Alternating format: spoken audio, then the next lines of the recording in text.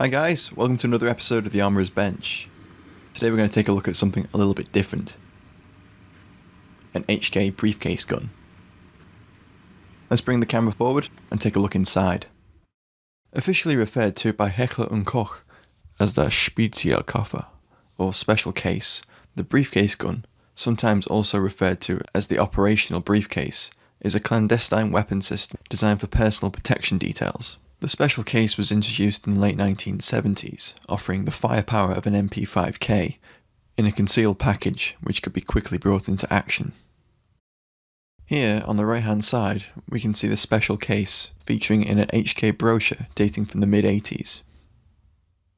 In theory, the special case allowed the weapon to be carried in an instantly accessible way. One H&K leaflet stated that the case retains approximately the same rapid readiness to fire as an unconcealed submachine gun.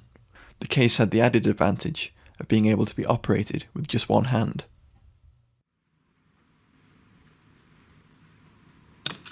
The case is made from black plastic moulded over an aluminium body, with stainless steel locking clasps and a strip of silver trim tape around the lower half of the case.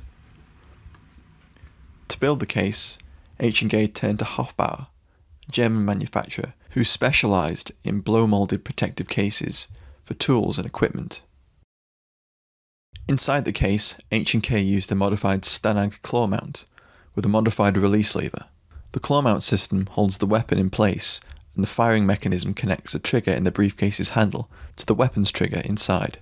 The weapon itself is an MP5K, which was only introduced a couple of years before the case. This example has an SEF selector and a contoured pistol grip.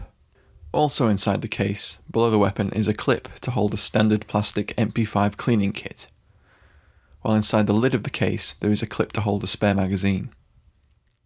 The MP5K PDW, introduced in the early 90s, will not fit into the case as the muzzle unfolding stock prevents it from fitting.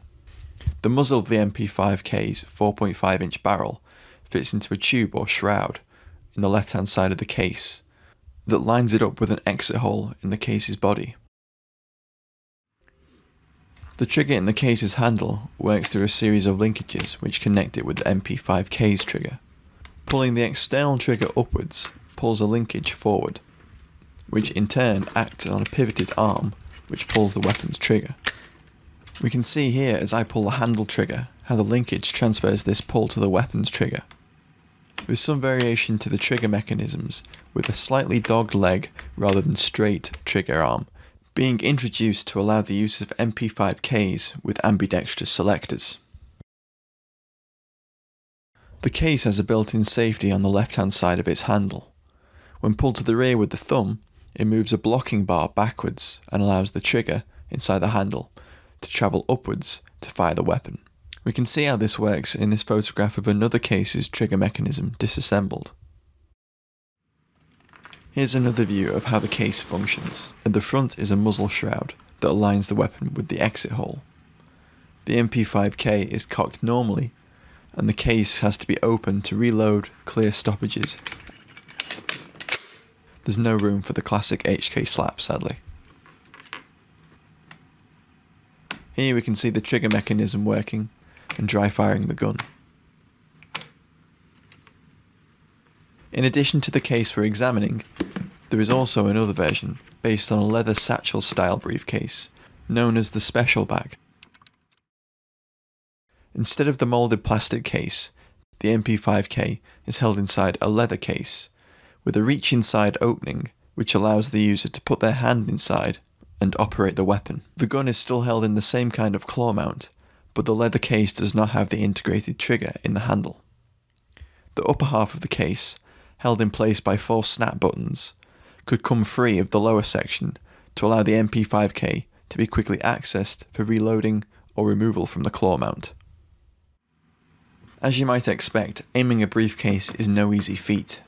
The special case was intended for engaging targets at very close ranges, or gaining initial fire superiority to suppress a target long enough to either deploy the MP5K properly or to extricate the principal being protected from the situation. Another drawback is the limited access to the weapon, which can only be accomplished by opening the case's 2 locking clasps, which in a contact situation would take precious seconds of fumbling to open.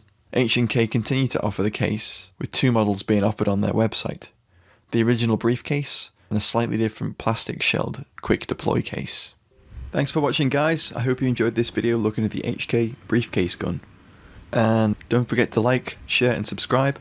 And you can also support us over on Patreon. You can find a link to that in the description below. Thanks again for watching. See you again soon.